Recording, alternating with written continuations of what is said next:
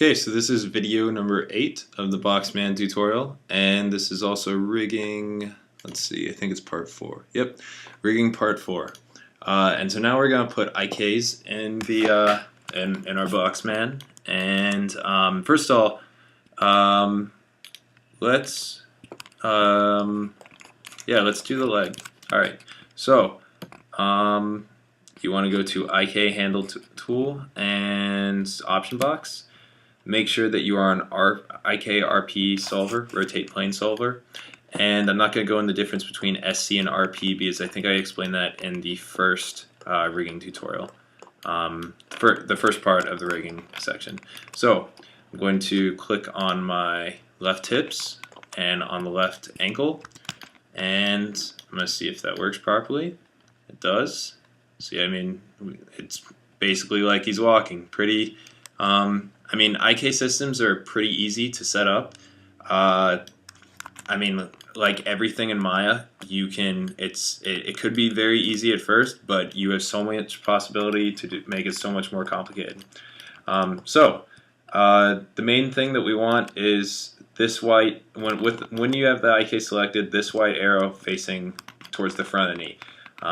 It should be facing towards the front of the knee if the hip and the ankle joint are basically directly over each other, and the knee is directly in front of both those. So it kind of is drawing that triangle that I talked about. All right, so we're just going to, let's see, we can just name it.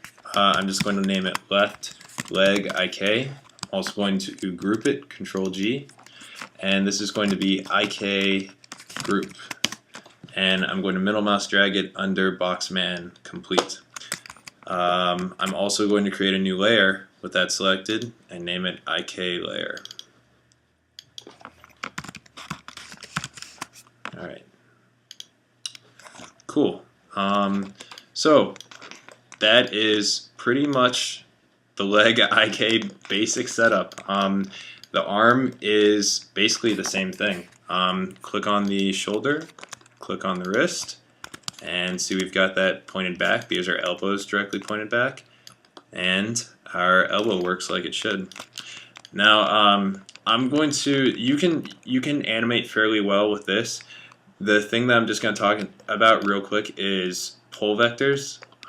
It's not a necessity, but it is something to get past this twist thing that I was talking about. For example, it's going to be kind of hard to see with the geometry not moving with it, but if I have it right here, let's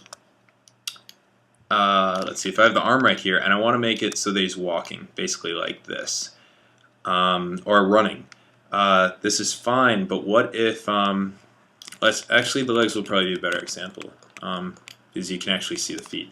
Alright, so if I want him to be scared, then, let's see, pretend like he's bending down. And here I'm going to turn off the geometry layer, and he's scared, so his knees are going to go. They're going to be kind of jittering. So if I wanted to do that right now, I'd have to do this twist thing, and this is not optimal for animating. We want to have something called a pole vector that we can just move around, and the knee will aim at it. So basically, you could have any object be a pole vector. I'm just going to use a cube. I do not recommend doing this as your final pole vector. I'm just doing this to show you what a pole vector does. In the final rig setup, when I actually make the control curves, I'll actually have a curve that looks like an L and a curve of an R that will be our right and left pole vectors for the knees as well as the elbows. So again, this is just an example, so I would not recommend putting in the pole vectors until we actually do that in the control curve section, but this is just to show you what they do. So you're going to select your object well, first of all, you're going to freeze transformations on your object once you have it lined up. So I'm going to vert snap it to the knee joint and then pull it out in front. And vert snapping is you hold V down on your keyboard and then you just click and drag in the center and you can snap it right to the joint. So I'm going to freeze transformations to get these guys to zero out. Modify freeze transformations. See this, I have this transform geometry as well as this polycube history. I'm going to Alt-Shift-D to delete history, because that slows us, that'll slow down Maya eventually depending on how complicated your scene is. So I'm going to select what our pole vector should be. I'm just going to name this real quick, L-Ni-PV, and here I might as well go ahead and name the IK, L leg IK. Oh, sorry, this is the arm IK. So like I could have sworn I named the leg IK. Maya's playing games with me.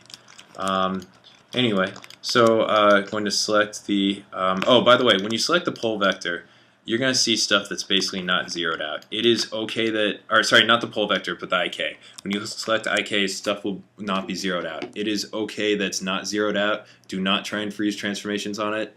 It could possibly break it. Same thing with joints. Joints will not be zeroed out. See, like this root has 7x and then translate z. It's because I made it, I think, down here and then I moved it up. Don't worry about that. Joints are okay that they're not frozen that they don't have frozen transformations. The main things that need to have frozen transformations are geometry and control curves. And I'll talk about control curves later. But I'm gonna grab the pole vector, shift select the IK, go to constrain and pole vector. See, we get this imaginary triangle. So remember, you can kind of imagine how that triangle, if you draw an extra leg right here, would be formed. So now when I click and move this object, here I'm going to actually raise the leg up so we can see more of a change in it. If I move this around, the knee actually points where we want to go. So instead of animating that that twist variable, you can just grab this object right here and move it back and forth.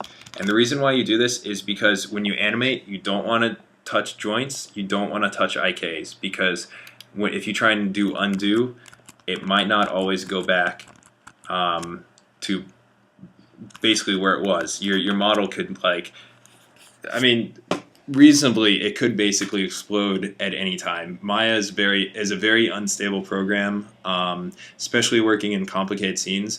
So save every basically 3 clicks. I mean, because undo could like backfire on you. It's the same way in the UDK. You know, undo doesn't always work. So I'm going to let's see. I'm going to go ahead and delete this pole vector, and I'm going to delete this IK and just remake the IK on the leg. And then I'm going to stop the video. I'm going to do the IKs on the rest of the other leg, let's see, the right arm. And then when I come back, I'm going to start putting in the control circles. And hopefully that will be 1 video. It might be 2 because of all the constraints that I'm going to have to put in. Just and you know, I can, you know what, I'll talk about constraints at the beginning of the next video. But let's see, as soon as I name this, left leg IK, and group it under the IK group. Alright, so like I said again, I'm going to put in the other IKs, and I'll see you back here at the next video.